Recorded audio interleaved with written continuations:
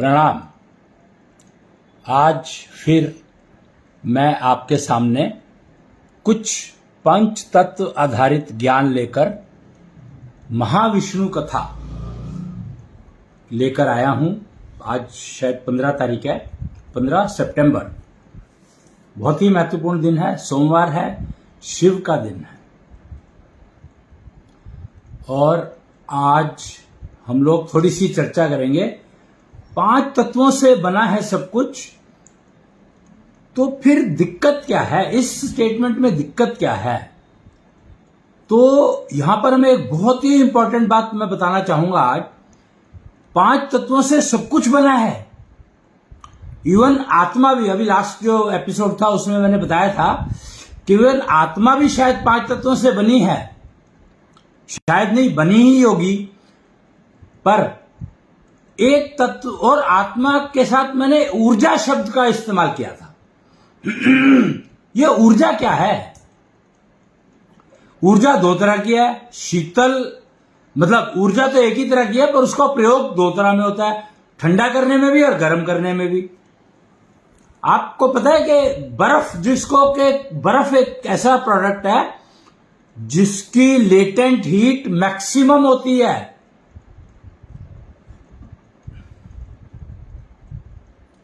बर्फ और heat, contradiction. तो इसका कारण क्या है? तो ऊर्जा को समझना होगा। आज हम थोड़ा सा कोशिश कर रहे हैं कि ऊर्जा को समझे। ऊर्जा क्या है? आत्मा 5 तत्वों से बनी है और शरीर के सारे हिस्से, किडनी ले लो, लीवर ले लो, हार्ट ले लो, कोई भी अंग, आमाशय ले लो, पेट ले लो, आंत ले लो, नर्वस सिस्टम ले लो, आर्टरीज ले लो, वेन्स ले लो, शरीर ले लो, कान ले लो, नाक ले लो, हर चीज 5 तत्वों से बनी है। हर चीज 5 तत्वों से बनी है। आत्मा 5 तत्वों से बनी है। मन पता नहीं, बुद्धि पता नहीं, मेमोरी 5 तत्वों से बनी है। मेमोरी भी 5 तत्वों से बनी है।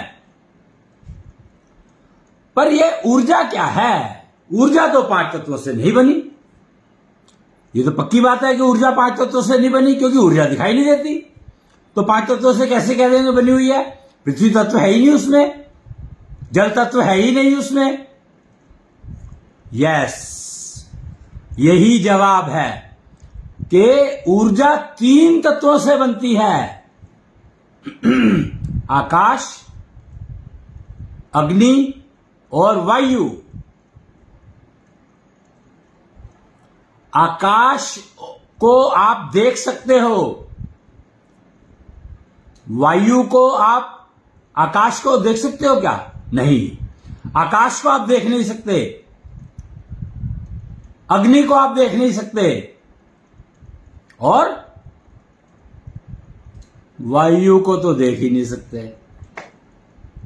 मतलब कमाल देखो कि इन 3 तत्वों से ऊर्जा बनी है। तीनों नहीं दिखते, पर ऊर्जा काम करती है।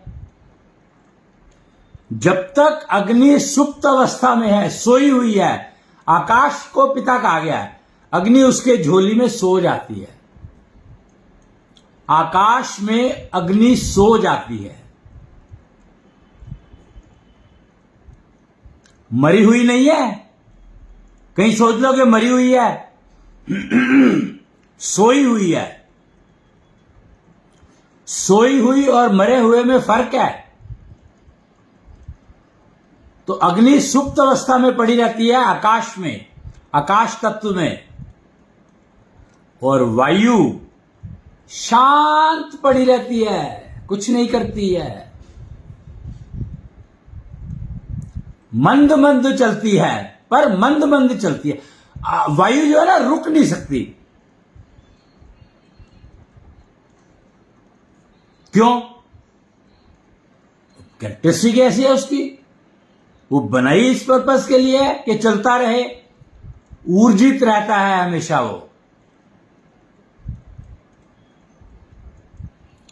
और जब हवा की ऊर्जा जब चाहे अग्नि को जागृत कर देती है।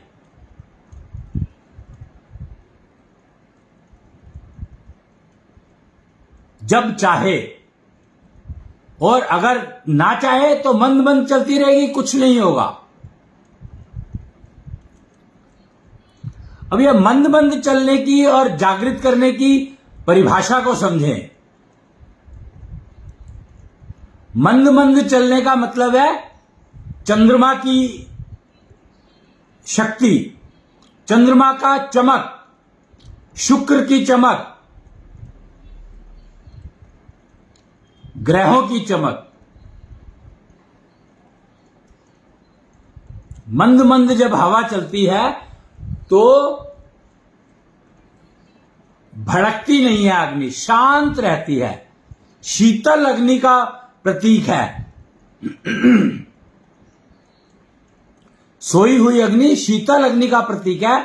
और इसको अगर आप समझना चाहें तो आपने कोयला देखा होगा जिसमें लपटें नहीं निकलती, लाल होता है।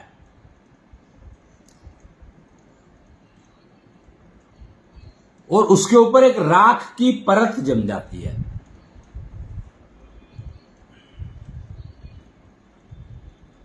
क्यों? क्योंकि हिल नहीं रही है, हवा इतनी मंद है कि मिट्टी का जो कण है, जो राख का कण है, उसको उड़ा नहीं पाती, उसको हटा नहीं पाती।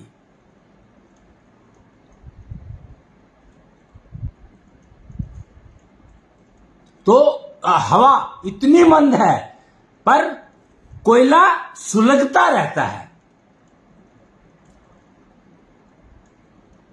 गर्म रहता है। और राख की परत जो जम जाती है वो है चंद्रमा की शीतल अग्नि। वो राख गर्म है, माइंड इट, राख गर्म है पर दिखाई कैसे देती है? चमक एकदम। राख काली नहीं होती है, इसलिए अंधकार काला नहीं होता है। चांदनी लाएगी अब अंधेरा, दिन भर तो था सूरज ने घेरा, चांदनी लाएगी अब अंधेरा। चांदनी अंधेरा लेकर आती है। और अंधेरा का उपयोग, सबसे ज्यादा उपयोग जीवन में अंधेरे का है। आप हैरान हो गए इस बात को जानने को कि सूर्य के कंपैरिजन में अंधेरा आपका सबसे ज्यादा लाभ देता है। आपकी किडनी, आपके जितने भी ऑर्गन्स हैं अंदर, हार्ट, किडनी, लीवर, स्प्लीन, फैलाना, ढिकाना, सब अंधकार में रहते हैं और वही काम करते हैं। तो अंधकार ज्यादा जरूरी है सूर्य से।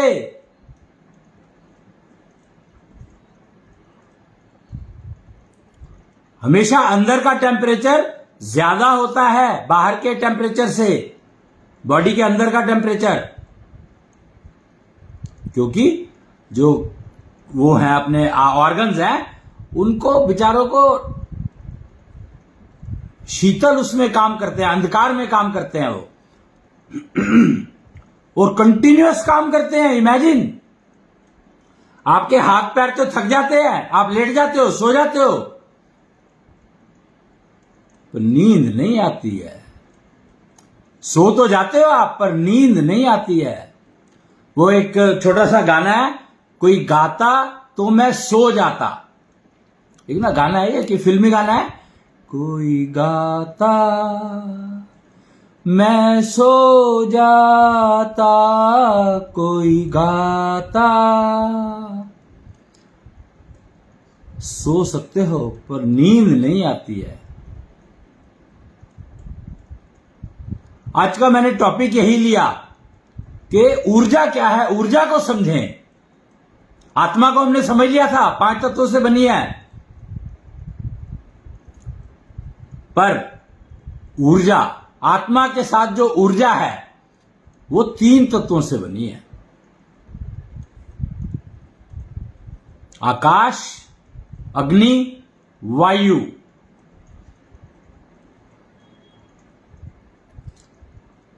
इसीलिए दिखाई नहीं देती।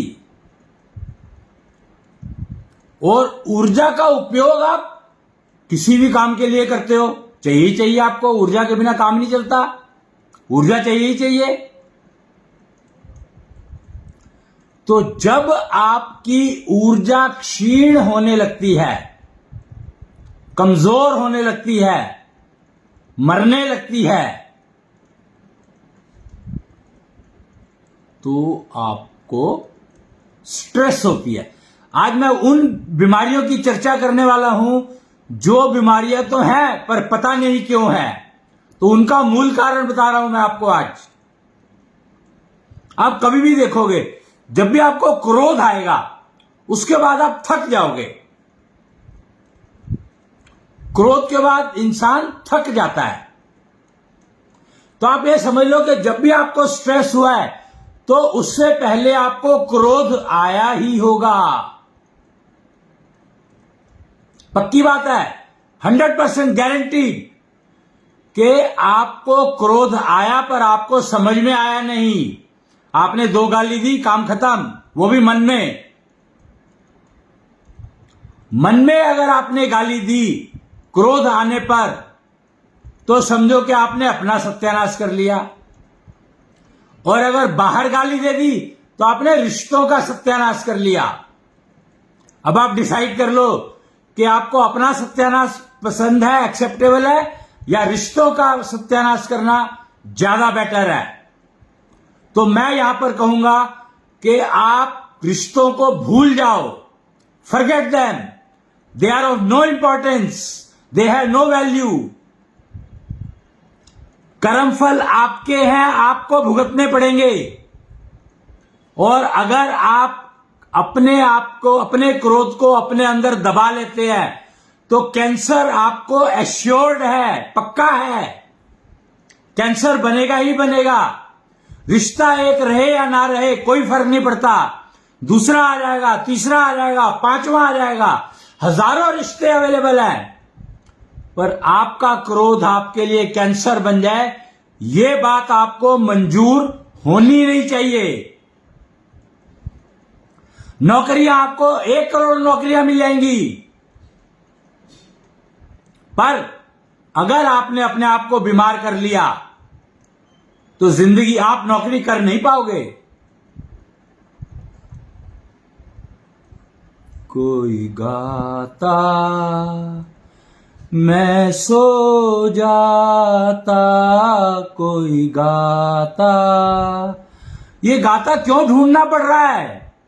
कोई गाने वाला क्यों ढूंढना पड़ रहा है? जबकि गाना आपके हार्ट में चल रहा है ऑलरेडी, हमेशा चलता रहता है।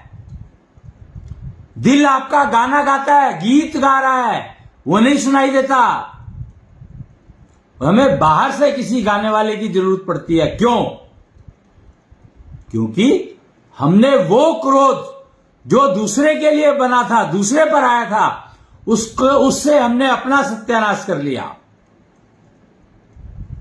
हमने अपना बेड़ा गर्क कर लिया। हमने बीमारी लेना मंजूर कर लिया, रिश्ता खराब ना हो जाए। यह सबसे बड़ी भूल है इंसान की। सबसे बड़ी भूल इंसान जो करता है वो यही करता है कि रिश्ता खराब ना हो, चाहे सेहत खराब हो जाए।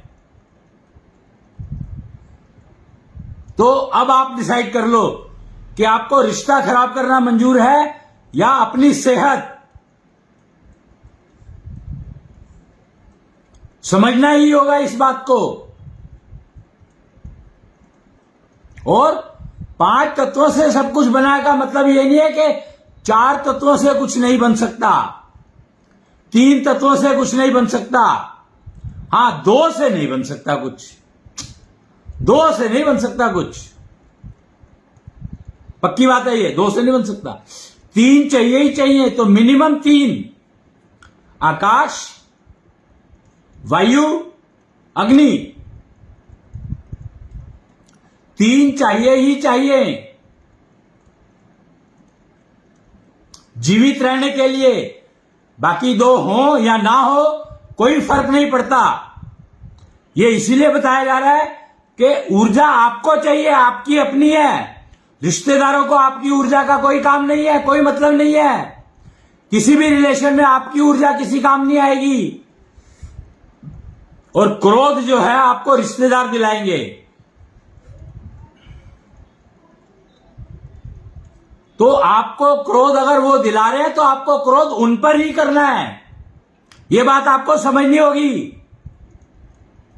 कोई भी रिश्ता, कोई भी रिलेशन आपकी बीमारी से बड़ा नहीं है, ना हो सकता, हो ही नहीं सकता और मानना भी नहीं है। इस बात को कृष्ण ने बहुत अच्छे से समझाया था। महाभारत के युद्ध में गीता का ज्ञान यही दिया उसने कि देखो सामने कोई रिश्ता नहीं है, किसी से भी कोई रिश्तेदारी नहीं है। क्यों? क्योंकि तुम पाप कमा रहे हो अगर रिश्तेदारी की वजह से, तो अपने लिए कमा रहे हो, दूसरे के लिए नहीं कमा रहे हो। द्रौपदी का जो हालत हुई वो इसीलिए हुई क्योंकि वो तुम्हारे रिश्तेदार थे। नहीं तो मजाल है जो द्रौपदी को कोई हाथ लगा सकता था, जल जाता। द्रौपदी अग्निकुंड से पैदा हुई थी, तो द्रौपदी को हाथ लगाने वाला जल जाता, विनाश, सर्वनाश हो सकता था, हो जाता उसका, जो द्रौपदी को हाथ भी लगा लेता। तो द्रौपदी पतिव्रता थी। पतिव्रता का मतलब समझो। अगर आप पतिव्रता हो तो कोई आपको हाथ नहीं लगा सकता, टेढ़ी नजर से देख नहीं सकता।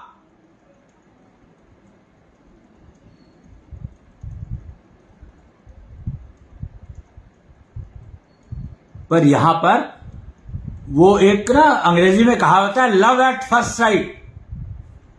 विवाह होने का मतलब ये नहीं है कि लव एट फर्स्ट साइट था, वो एक ही से होता है यार। मैं कमाल है वैसे ये मतलब हैरानी की बात है जो समझ में आई कि लव एट फर्स्ट साइट जीवन में पुरुष को मात्र एक बार होता है। स्त्रियों का मुझे पता नहीं है क्योंकि पुरुष को एक बार होता है। द्रौपदी ने 5 पतियों को एक्सेप्ट किया था, तो हो सकता है महिलाओं को कई बार हो सकता हो, संभावना हो होने की, मुझे नहीं मालूम। पर द्रौपदी का एग्जाम्पल देखता हूं तो समझ आता है। कुंती का एग्जाम्पल देखता हूं तो उसने तो वरदान ही प्राप्त कर लिया कि लव एट फर्स्ट साइट में कितनी बार भी कर सकती हूं। रावण की मां, उसने वो वरदान ही प्राप्त कर लिया था कि लव एट फर्स्ट साइट में कितनी बार भी कर सकती हूं। तो फीमेल्स के एग्जाम्पल तो अवेलेबल हैं, पर पुरुषों का एक भी एग्जाम्पल ऐसा नहीं है अवेलेबल। आप सोचो, कृष्ण ने रुक्मिणी से विवाह किया, पर क्या वो लव एट फर्स्ट साइट था?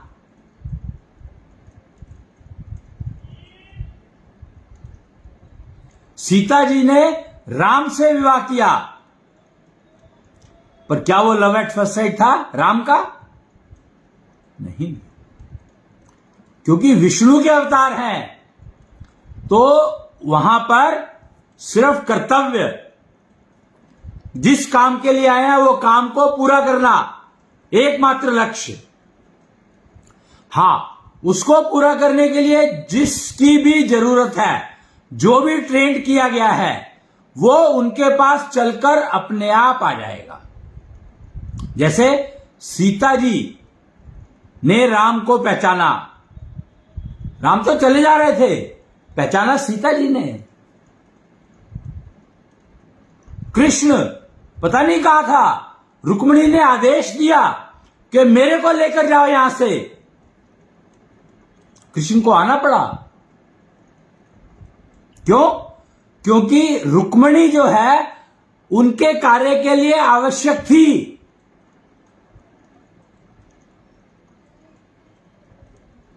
सीता जी की आदेश था राम जी को कि मुझसे विवाह करना ही पड़ेगा।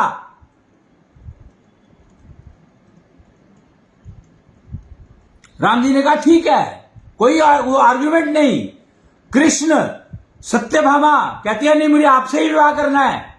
कृष्ण कहता है ठीक है, नो इश्यूज, कोई प्रॉब्लम नहीं है। कैकेयी, दशरथ, मुझे दशरथ से विवाह करना है, ठीक है, कोई दिक्कत नहीं है, कोई प्रॉब्लम ही नहीं है।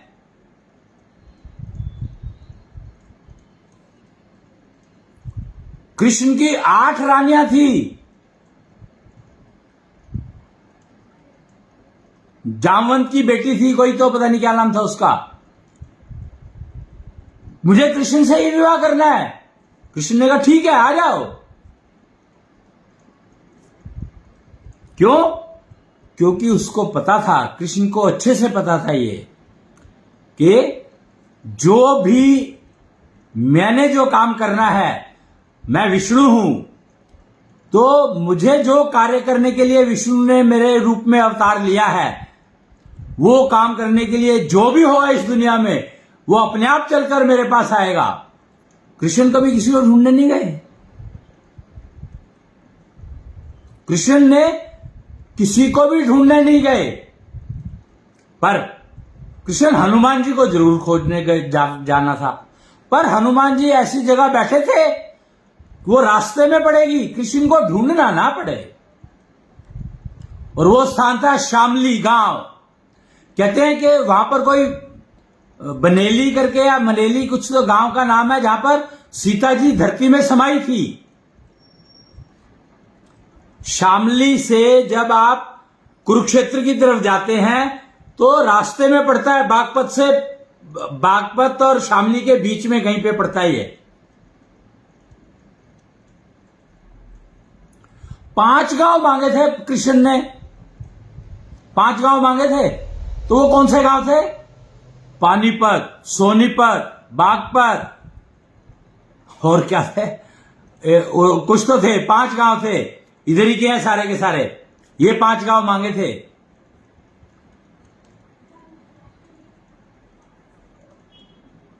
तो मैं बात कर रहा था ऊर्जा की। ऊर्जा 3 तत्वों से बनी है, यह हमें समझ लिया। और आत्मा की ऊर्जा फ्लो करती है। आत्मा जो है पूरे शरीर में चलती है आपके, उस ऊर्जा को लेकर के। या ये कह लो कि जैसे लीवर आपका एक काम करता है, ऐसी आत्मा एक जगह पर है, बैठी हुई है, पर वह ऊर्जा सप्लाई करती है आपके पूरे उसको, शरीर को। अब वो कहां बैठी है आत्मा, इस बारे में मुझे ज्ञान नहीं है भाई। देख, सीधी बात है, सच्ची बात है, मुझे ज्ञान नहीं है कि वो कहां बैठी है, पर ऊर्जा वो दे रही है।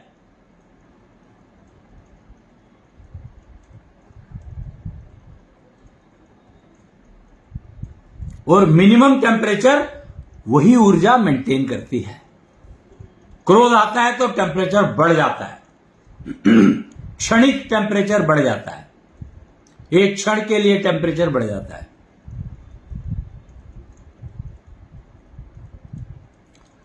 याद रखें कि आत्मा कहती है कर्मफल तुझे अपने आप निपटाने पड़ेंगे। और ये कर्मफल जो है आत्मा ही इकट्ठी करती है।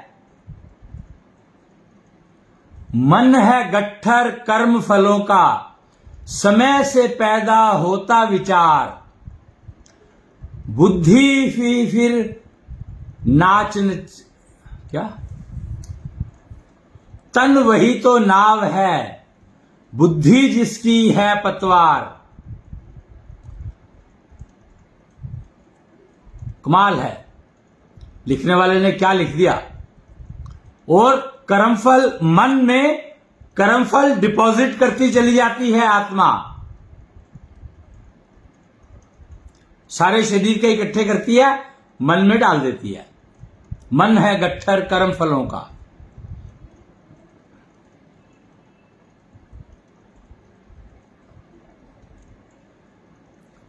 तो ऊर्जा, हाँ हम बात कर रहे थे बीमारियों की। कोई गाता मैं सो जाता, कोई गाता। तो अपने दिल की धड़कन को गीत सुनना शुरू करो।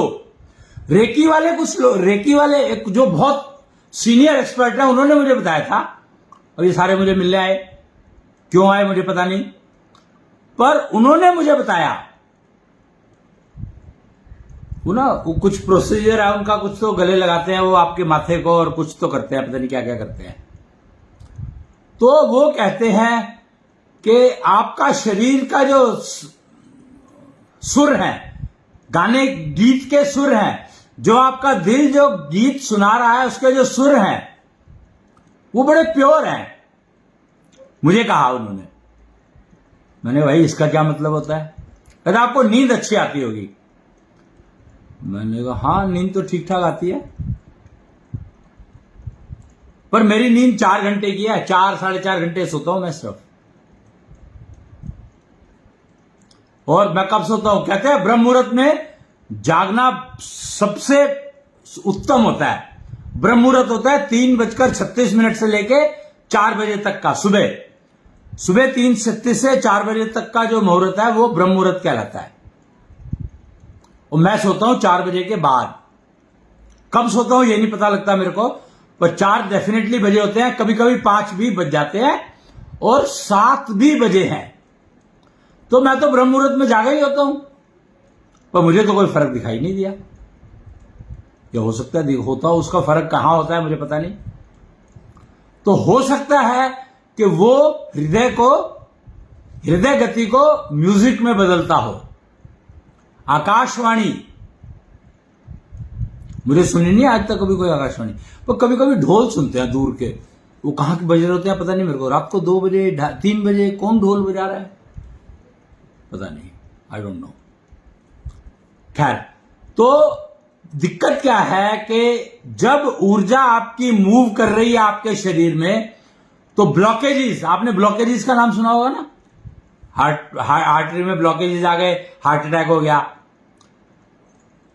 क्लॉटिंग, ब्रेन में क्लॉट आ गया, वो हेमरेज हो गया, न्यूरो अटैक हो गया। तो क्लॉट्स ही ब्लॉकेजेस है। पहली बात, क्लॉट बनता क्यों है? राख, जाना आपको मैंने क्या बताया था कि राख बन जाती है जब कोयला सुलगता है। तो चांदनी, तो राख तक तो ठीक है, पर जब राख उड़ने लगती है तो वो क्लॉट है।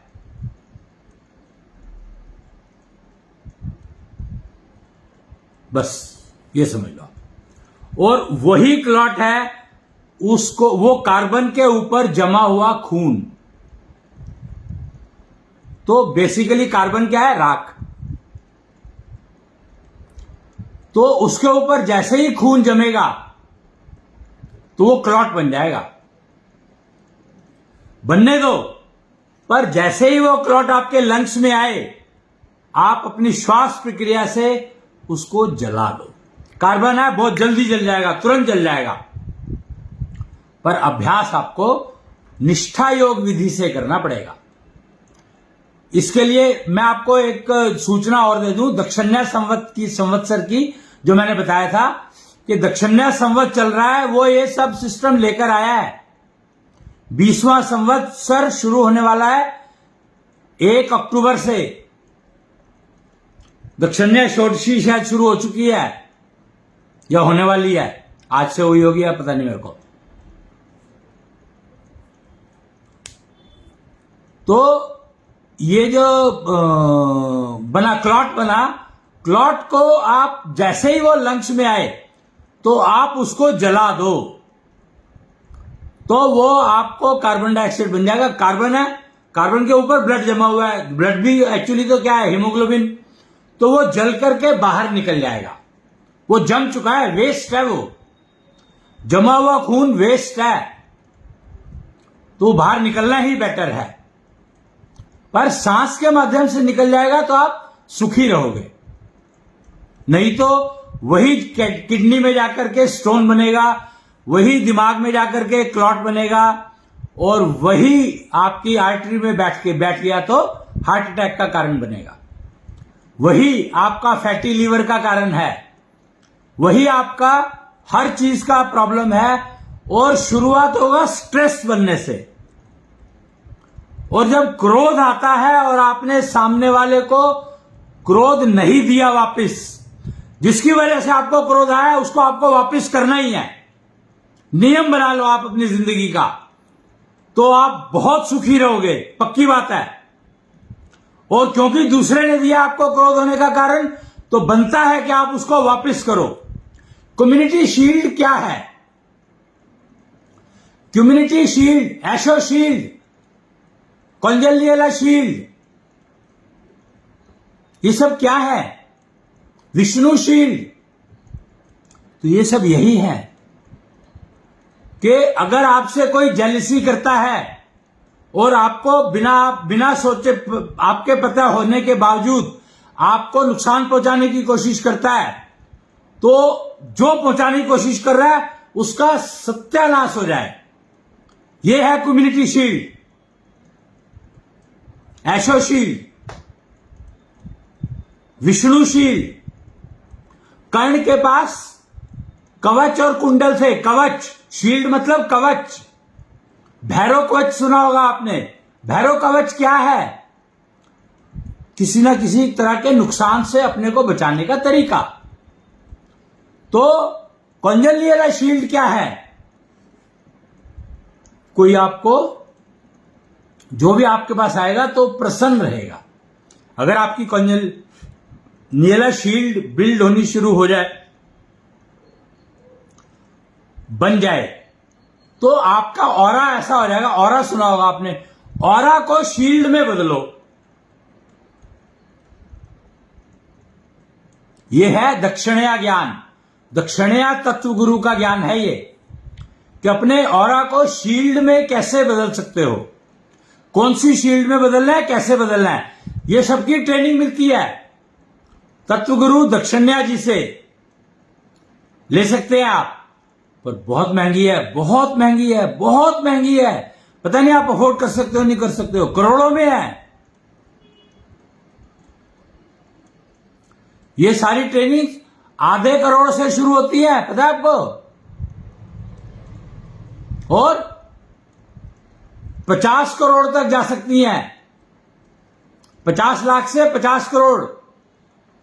पर ये सिर्फ तरीका सिखाने का और टेस्ट करने का है कि आपका कितनी बन गई, बन रही है, नहीं बन रही है, उसके पैसे हैं ये। और 4 शील्ड बताई गई है: कम्युनिटी शील्ड, एशो शील्ड, कॉन्जेलियला शील्ड, विष्णु शील्ड। सबके अलग अलग काम है, और ऑरा आपका है।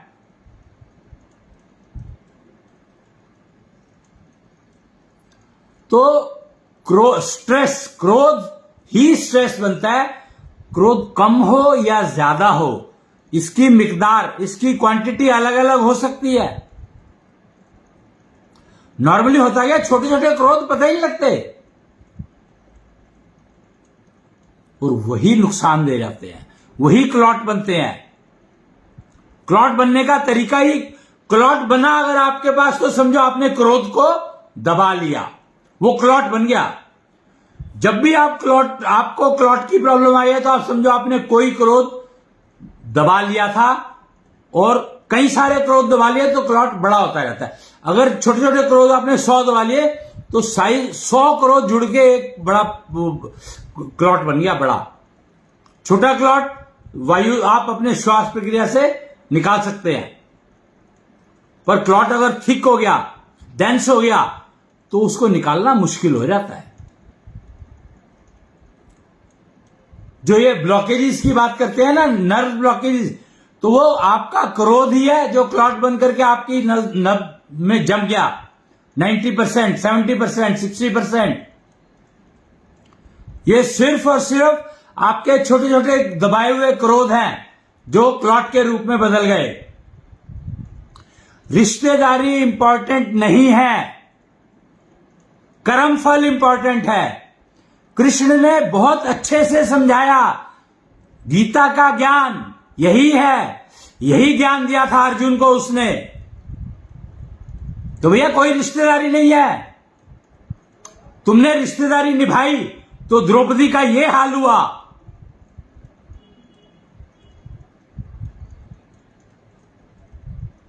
समझे कि तुमने रिश्तेदारी निभाई तो द्रौपदी का यह हाल हुआ। अगर तुम रिश्तेदारी नहीं निभाते तो मजाल है जो द्रौपदी को कोई टच भी कर सकता था। दुर्योधन की इतनी हिम्मत नहीं थी कि वो भीम के होते हुए द्रौपदी को हाथ लगा सके।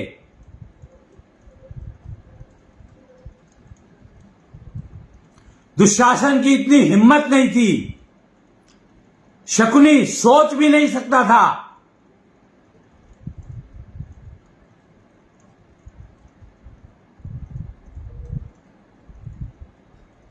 पर आपने अपने क्रोध को प्लॉट में बदल लिया, आप सुन्न हो गए, आप ऐसे बैठ गए जैसे कि आपको पता नहीं क्या हो गया। तो उसका एकमात्र कारण था आपने क्रोध को दबाया।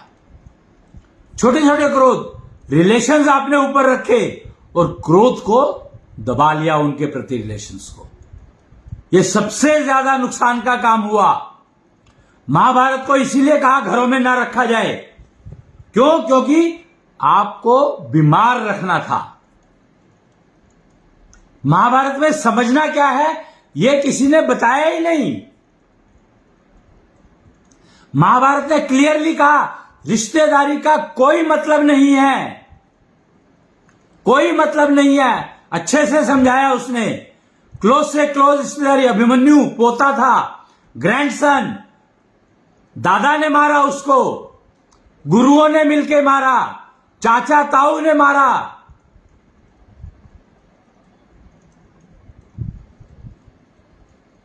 ग्रेट ग्रैंडफादर ने मारा। कोई रिश्तेदारी नहीं है। यह युद्ध तक बात पहुंची क्यों? क्योंकि आपने क्रोध करना छोड़ दिया। और क्रोध तो दूसरा दिलाता है। मतलब फंडामेंटल समझो आप, स्ट्रेस आपको कभी भी अपने आप से नहीं होगा। गारंटी देता हूं मैं इस बात की। स्ट्रेस हमेशा दूसरे की वजह से होगा, क्रोध हमेशा दूसरे की वजह से होगा, लोभ हमेशा दूसरे की वजह से होगा। गुरु नानक जी ने 5 वो बताए हैं, 5 चोर। चोर क्यों कहा उनको? चोर का मतलब ही है दूसरे। तो ये 5 आपको दूसरे देते हैं। काम, क्रोध, लोभ, मोह, ईर्ष्या हमेशा दूसरों के ऊपर डिपेंडेंट है, ये 5 के 5। इसीलिए गुरु नानक जी ने क्लियरली लिखा है 5 चोर, इनसे बचो।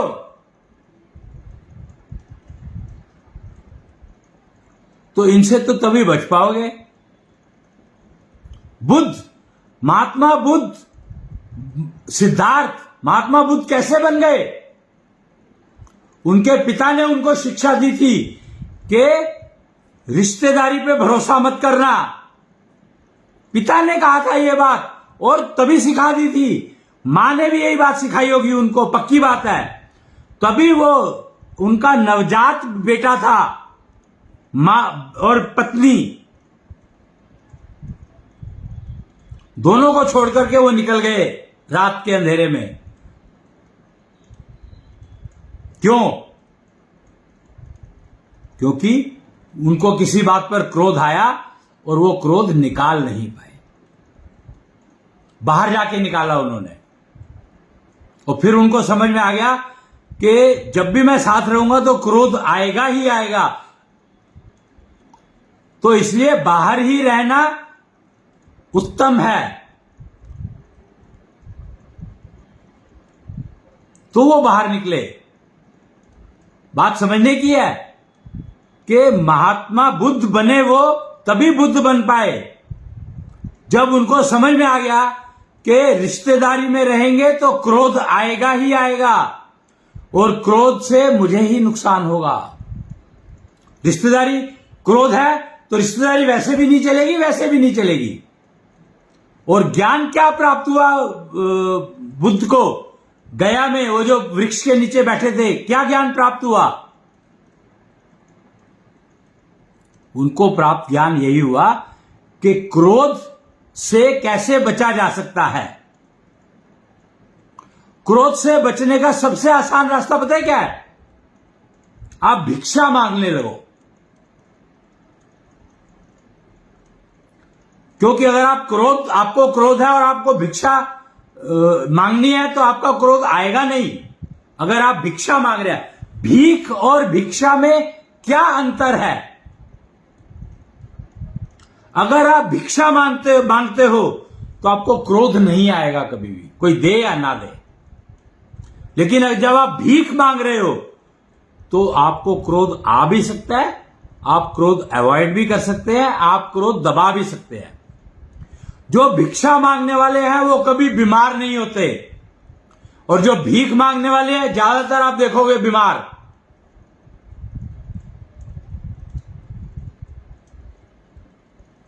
ये फर्क है, ये अंतर है, ये समझने पड़ेंगे।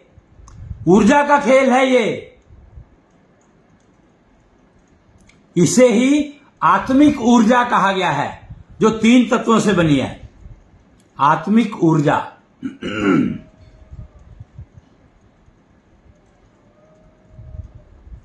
और मन और बुद्धि। स्ट्रेस कब होता है?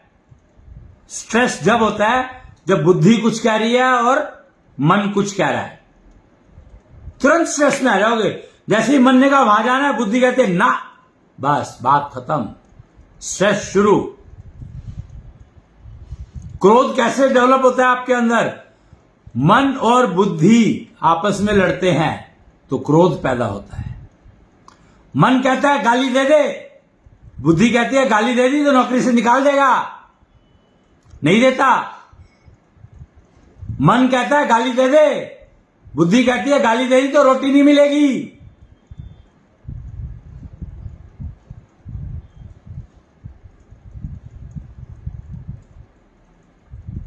मन कहता है गाली दे दे, बुद्धि कहती है गाली देगा तो पैसे नहीं मिलेंगे जेब खर्ची के। तो क्रोध बिल्डअप शुरू हो गया, क्लॉटिंग शुरू हो गई आपकी। आप समझ लो कि क्लॉटिंग कैसे होती है, फंडामेंटल। और अगर सबसे छोटा राख का एक कण उसके ऊपर जब ब्लड जमा तो आपको स्ट्रेस शुरू हो गया। तो आप ये सोच लो कि जैसे ही आपको स्ट्रेस लगने लगा, स्ट्रेस है तो कण बनने शुरू हो गए। जो राख के कण थे अब वो खून के ब्लड के कण वो बन गए कण। समझ लो आप, ये मोटी बात है, मैं आपको रूट कॉज बता रहा हूं हर चीज का। समझ लो आप कि वो कण बन गया तो अब उसको या तो तुरंत फूंक दोगे तो फूंक दोगे, नहीं तो बढ़ता जाएगा, उस पर ऐड होते जाएंगे। वो मैग्नेट की तरह से काम करता है, वो अट्रैक्ट करता है। ओ जैसे ही क्रोध आया, वो आपने दबाया, वो फटाफट उसने कई सारे ब्लड सेल को पकड़ लिया।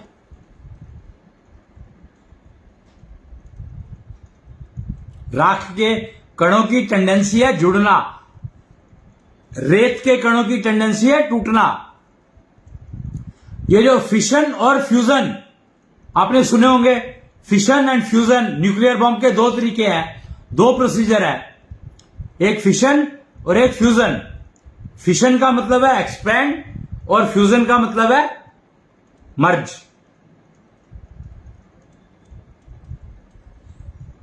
तो राख जो है वो मर्ज होकर के बनती है और रेत जो है फिशन होकर बनती है, एक्सपैंड होकर बनती है। मोटा मोटा बता रहा हूं मैं आपको, साइंस पढ़ी है मैंने भी, तो थोड़ा सा टेक्निकल तो हूं मैं। एम्बेडेड टेक्नोलॉजी किंग कहलाता था अपने टाइम में, अब तो बुढ़ापा आ गया। तो ये हमें ज्ञान, विज्ञान, अज्ञान, फलाना ढिकाना, बहुत सारी चीजें हैं। विज्ञान आपको क्रोध दिलाता है, ज्ञान आपको शांति देता है, और अज्ञान आपको नुकसान होने से बचाता नहीं है, शील्ड नहीं बनने देता। अज्ञान आपकी शील्ड नहीं बनने देगा, विज्ञान आपको क्लॉटिंग देगा और ज्ञान आपको शांति देगा। 3 है, समझ लो। अज्ञान समुद्र, विज्ञान सॉरी अज्ञान समुद्र, विज्ञान बाल्टी, विज्ञान नहीं, ज्ञान बाल्टी। अज्ञान समुद्र, ज्ञान बाल्टी और विज्ञान क्या है?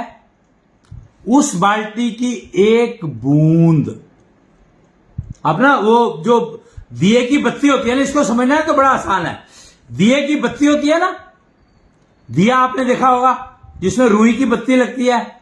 उस बत्ती को लो और पानी में डिप करके उठाओ, तो जो एक बूंद टपकेगी, विज्ञान उसका 20वां हिस्सा है। विष्णु, विश्व मतलब 20, विंशति, 20वां हिस्सा, उस बूंद का 20वां हिस्सा, वो है विज्ञान। इसको इस तरीके से समझ सकते हो आप कि किताब, कोई भी बुक ले लो एक, उस बुक में एक पन्ना ज्ञान और उस बुक के पन्ने में कोई भी अक्षर जिसमें बिंदु लगा हो, ऊपर डॉट लगा हो, वो है विज्ञान।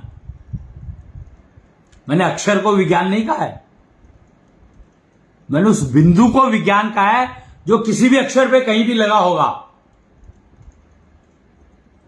वो है विज्ञान। विसर्ग, दो बिंदु लगते हैं तो उसमें एक बिंदु जो है वो है विज्ञान। ये एनालॉजी बताई मैंने, तकरीबन ऐसा होता है सिस्टम।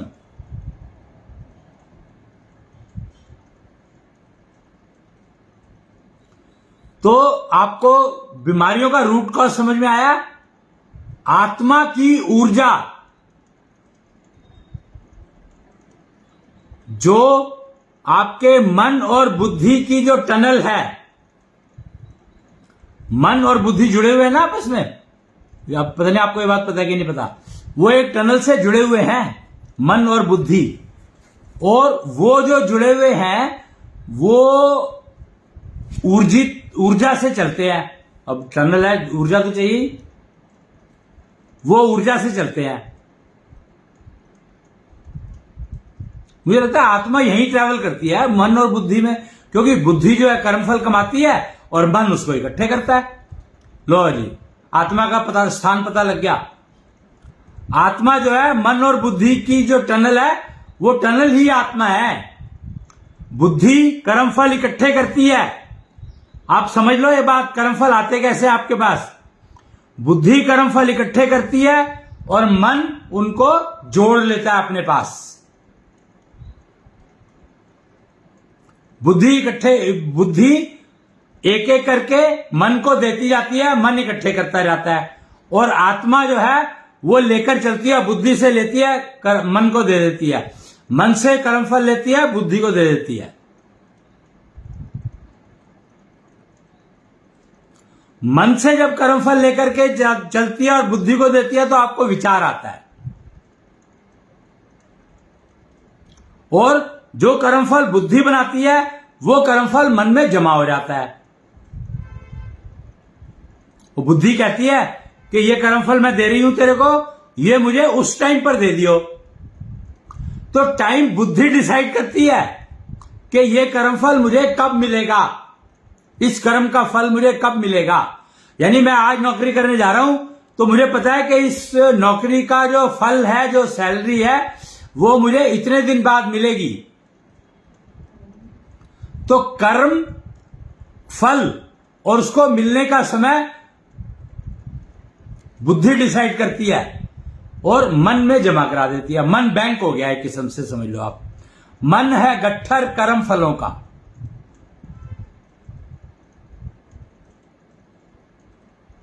और जब टाइम आता है तो मन उसको विचार के रूप में बुद्धि को दे देता है। इतना सिंपल सा ही तो गणित है यार, कुछ मुश्किल है ही नहीं।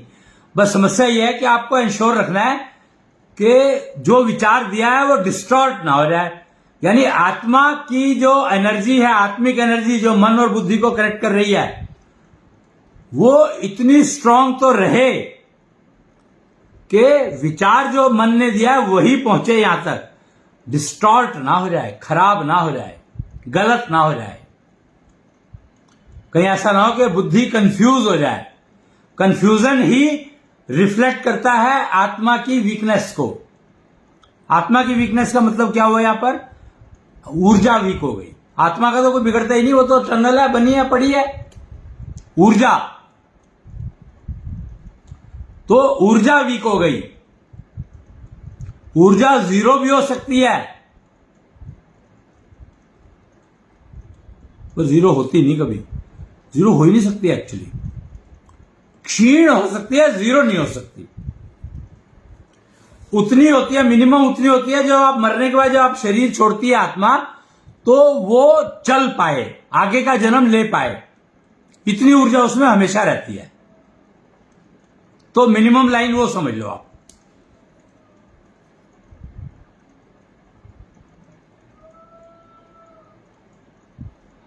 तो अपने, और यही ऊर्जा अगर आपकी ठीक है, स्ट्रांग है, तो आपको अपने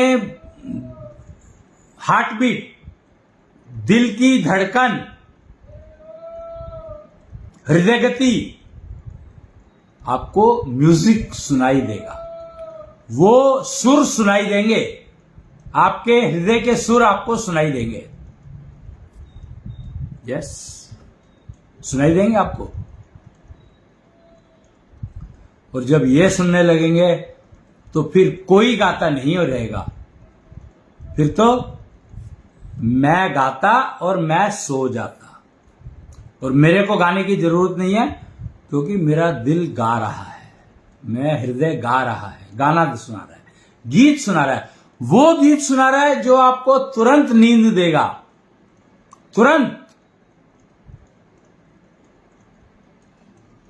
और वो नींद होगी जो आपको शांति देगी, प्रसन्नता देगी। नींद में भी आप प्रसन्न रहेंगे, और नींद में आप अपने कर्मफल निपटा सकते हैं। जो भयानक कर्मफल हैं, भयंकर कर्मफल हैं, उनको आप नींद में निपटा सकते हो, सपनों में। यहां एक एग्जाम्पल शायद है, कोई तो गुरु जी का एग्जाम्पल है, गुरु तेग बहादुर जी का या गुरु गोविंद सिंह जी का। किसी के सपने नींद में कैसे जाए जाते हैं, वो उन्होंने सिखाया था किसी राजा को। मुझे पता नहीं है, आप किन्हीं ग्रंथी से पूछ लेंगे तो आपको ज्यादा बेटर पता लगेगा, जो शब्द का ज्ञान करते हैं, गान करते हैं। किसी भी गुरुद्वारे में जाकर के पता करेंगे आप, तो आपको जानकारी मिल सकती है। ये आप जा सकते हैं वहां पर पता करने के लिए, वो आपको ज्यादा बेटर बता पाएंगे।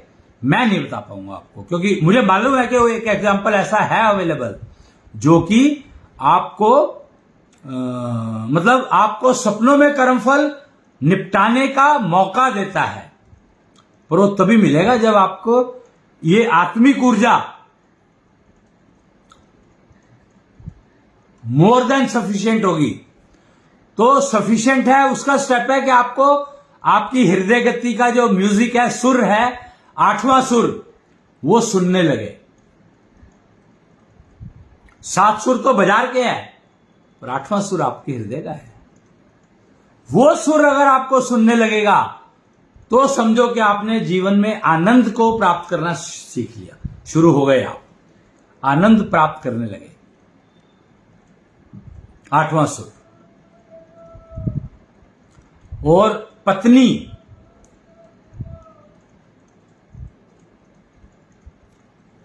वो वाली जिसको लव एट फर्स्ट साइट आपसे हुआ है, तो वो आपको इस लेवल तक पहुंचा सकती है कि आप सुर सुन पाए अपने हृदय का, आप अपने हृदय का सुर सुन पाए, 8वां सुर सुन पाए। तो ये कार्य सिर्फ वही पत्नी कर सकती है जो आपके साथ लव एट फर्स्ट साइट से जुड़ी है, जिसने आपके साथ मानसिक कनेक्शन बनाया है, वही पत्नी, वही स्त्री, वही कन्या, पत्नी हो या ना हो, यहां पे पत्नी और वो उसकी बात करना बेकार है, रिश्तेदारी की बात करना बेकार है। वो कन्या जो आपसे मेंटल कनेक्टिविटी बनाकर रखी है, वही कन्या आपको ये 8वां सुर सुनवा सकती है, और कोई सुनवा ही नहीं सकता। या आपको अपने आप से अपनी तपस्या करनी पड़ेगी। तो तपस्या नेचुरली एफिशिएंसी इज दी की। अगर आपको ऐसी स्त्री मिल जाए, आपका सौभाग्य होगा। आप समझ लो कि आप कितने, आपका जो भाग्य है कितना वो होगा, क्या कहते हैं उसको, अनुकूल आपके, कि आपको ऐसी कन्या मिल जाए जिसने आपसे मेंटल कनेक्टिविटी बना ली।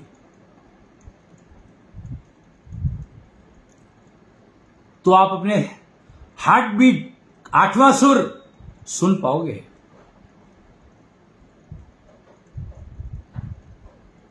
अब ये ढूंढना ही बड़ा मुश्किल है, ऐसी कन्या ढूंढना ही बड़ा मुश्किल है, क्योंकि आपको खुद को ही नहीं पता कि 8वां सुर मतलब ये बनेगी कैसे, ऐसे कैसे हो सकता है, क्या हो सकता है। पुरुषों की लव एट फर्स्ट साइट बनता है, पर पता नहीं मेरे को सबका बनता है कि नहीं बनता। मेरा तो बना था, इसलिए मुझे पता है, प्रैक्टिकल एक्सपीरियंस है मुझे। और मेरी किस्मत के मेरी उसी से शादी हो गई, विवाह भी उसी से हो गया जिससे मेरा लव एट फर्स्ट साइट हुआ। उसको हुआ या नहीं हुआ मुझे नहीं मालूम,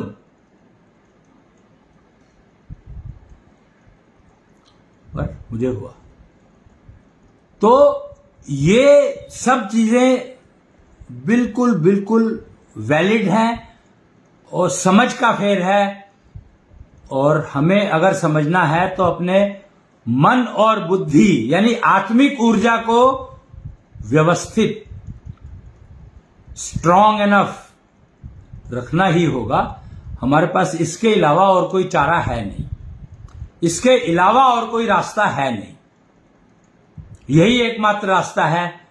और अगर आपकी किस्मत आपके अनुकूल है तो हो सकता है आपको मेंटल कनेक्टिविटी वाली लड़की मिल जाए। अगर आपकी किस्मत आपके अनुकूल है तो हो सकता है आपको लव एट फर्स्ट साइट हो जाए, पर किस्मत इतनी अनुकूल चाहिए कि उससे आपकी विवाह भी हो जाए। नहीं तो उसकी किस्मत, लड़की की किस्मत ने काम किया और वो नहीं आई आपके पास, तो आपकी प्रॉब्लम है, ये आप भुगतोगे। और आप जबरदस्ती करोगे तो आप भुगतोगे, आपको मिलेगा कुछ नहीं। तो पुरुष के लिए तपस्या क्या है? पुरुष के लिए तपस्या यही है कि उसको लव एट फर्स्ट साइट की पहचान हो और उस कन्या को पहचान सके जो कन्या से उसको लव एट फर्स्ट साइट हुआ है।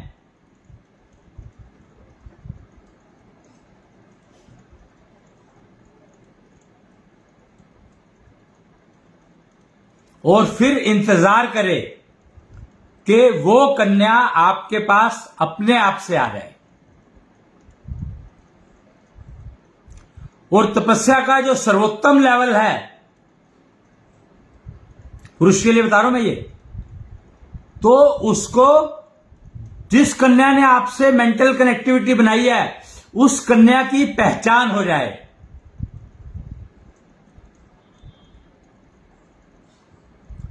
और मेंटल कनेक्टिविटी कितनी भी कन्याएं बना सकती हैं आपके साथ। कृष्ण का एग्जाम्पल लिया मैंने, दशरथ का एग्जाम्पल लिया मैंने,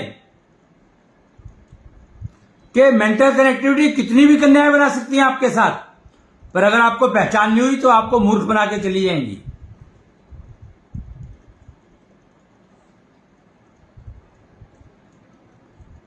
और 99% चांसेस है कि कन्या को खुद को ना पता लगे कि उसने मेंटल कनेक्टिविटी बना ली, उसकी मेंटल कनेक्टिविटी बन गई। तो कन्या की जो वो है तपस्या है, कन्या के लिए तपस्या क्या है? कन्या के लिए तपस्या है कि अगर उसकी मेंटल कनेक्टिविटी किसी से बन गई है तो वो उसको पहचान पाए। और कब बनी है ये उसको उसकी पहचान पर होना चाहिए, उसको पहचान हो जानी चाहिए तुरंत। अगर कन्या की तपस्या है, यही तपस्या की थी पार्वती ने कि मेरी जिससे मेंटल कनेक्टिविटी बन जाए मैं उसको पहचान लूं। और पुरुष उस मेंटल जिस कन्या ने मेंटल कनेक्टिविटी बनाई है, पुरुष उसको पहचान ले।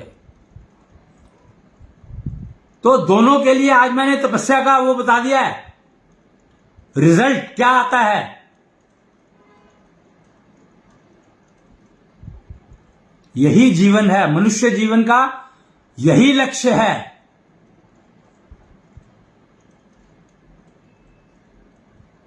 अगर शंकर चाहिए तो मेंटल कनेक्टिविटी समझनी ही पड़ेगी कन्या को, और अगर शंकर को पार्वती चाहिए तो उसको पता लगना ही चाहिए कि मेंटल कनेक्टिविटी बनाई है कन्या ने मेरे साथ।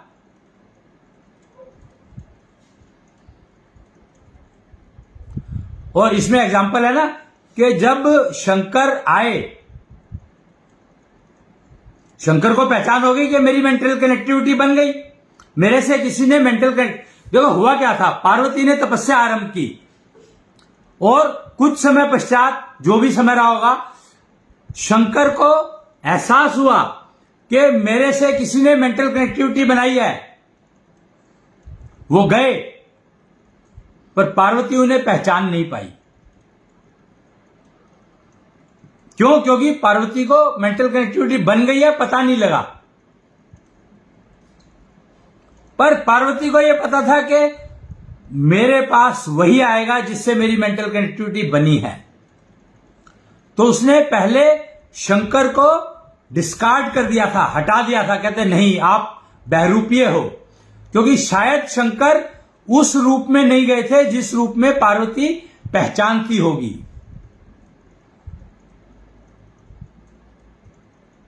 फिर शंकर अपने असली रूप में आए तो पार्वती ने पहचाना और कहा, ओह स्वामी।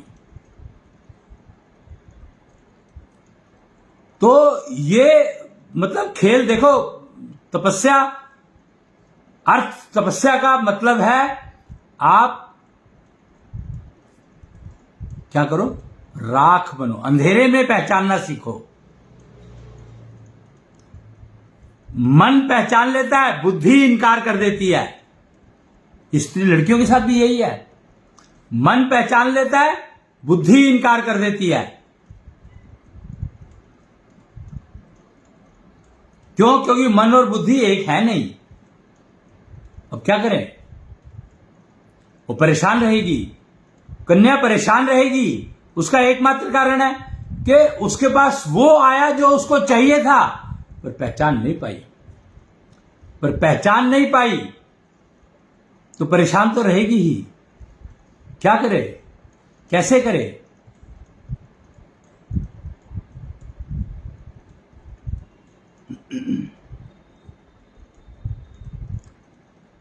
बहुत कठिन है डगर पनघट की, कैसे जाऊं भर लाऊं मटकी। वो कहते हैं ना, एक ये गाना सा है, छोटा सा, फिल्मी है कोई।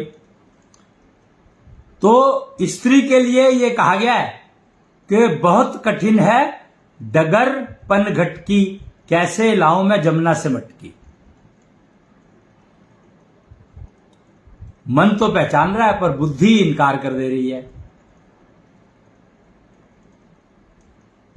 तो मेंटल कनेक्टिविटी बनी होने के बावजूद, सामने होने के बावजूद नहीं पहचान पाते, बुद्धि काम करती है। पुरुष कोई गाता तो मैं सो जाता, और गाना कौन गा रहा है? उसी स्त्री की खोज कर रहा है जो गाना गाएगी और वो सो जाएगा। माँ लोरी गा के सुनाती है, पर जब हम छोटे होते हैं, जब बड़े होते हैं तो लोरी गा के सुना सकती है क्या? नहीं। तो पत्नी चाहिए, तो वो कन्या चाहिए जिसकी मेंटल कनेक्टिविटी मेरे से बनी हो, या कम से कम मेरा लाइव फर्स्ट वो हो, लव ऑफ फर्स्ट साइट हो। अगर ऐसी कन्या का गीत गाएगी तो नींद आ ही जाएगी।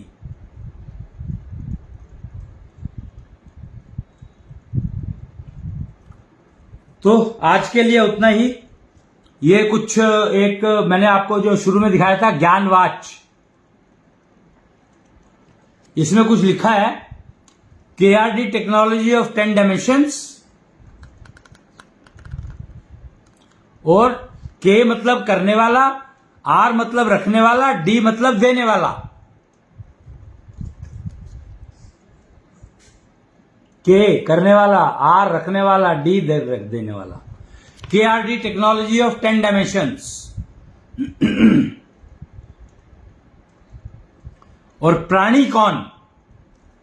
प्राणी जो मनुष्य योनि का प्राणी, मनुष्य योनि प्लस ज्ञानवाच, ये टेक्नोलॉजी का नाम है ज्ञानवाच।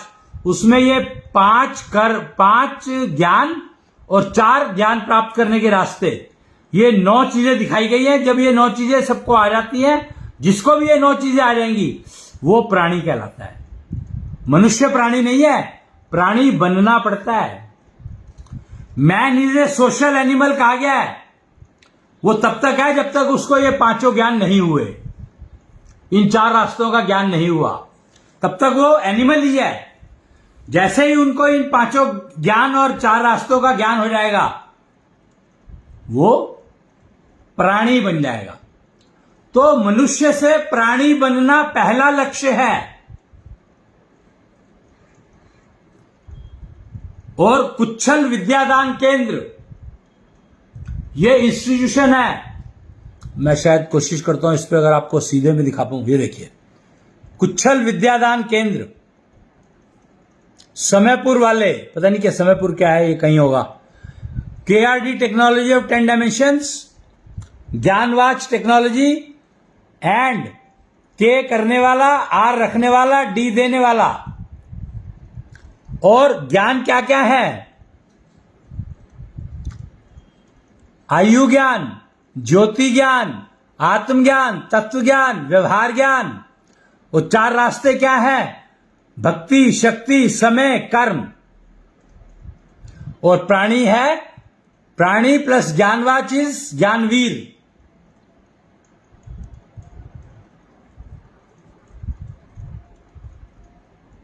और इसमें पता है क्या लिखा है? मतलब कमाल का है ये एक पेज छोटा सा।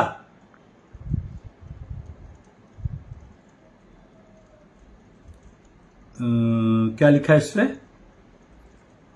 ये ज्ञान स्रोत, जहां पर ये शिक्षा दी जाती है उसको ज्ञान स्रोत कहा गया है।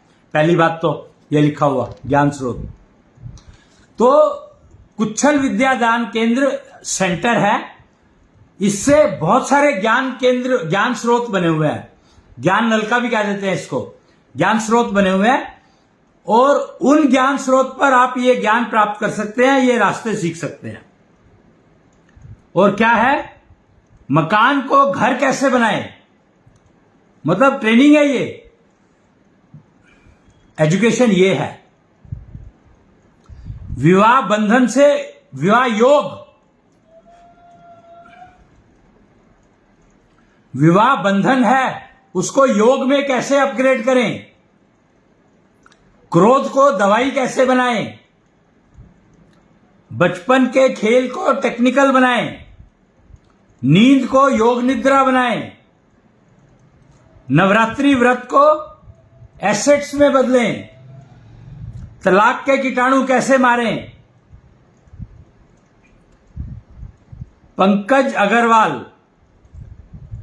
पंकज अग्रवाल हैं अंबाला के, इनसे आप संपर्क कर सकते हो चाहो तो।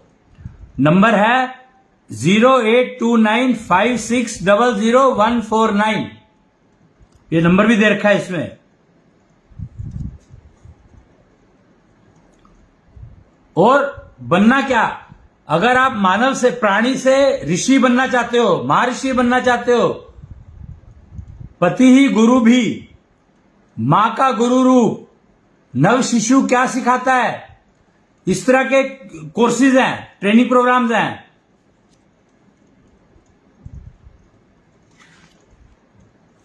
और टी सर्व टेक्नोलॉजी है। तो ये सब चीजें आप, अब समय आ गया है कि यही सब चीजें सीखने का। कलयुग का गोल्डन पीरियड शुरू हो चुका था, अब उसको उपयोग करने का समय आ गया है। शुरू हुआ था 19 से 2019 और 20वां संवत शुरू होगा 1 अक्टूबर को, दक्षिण्या संवत का।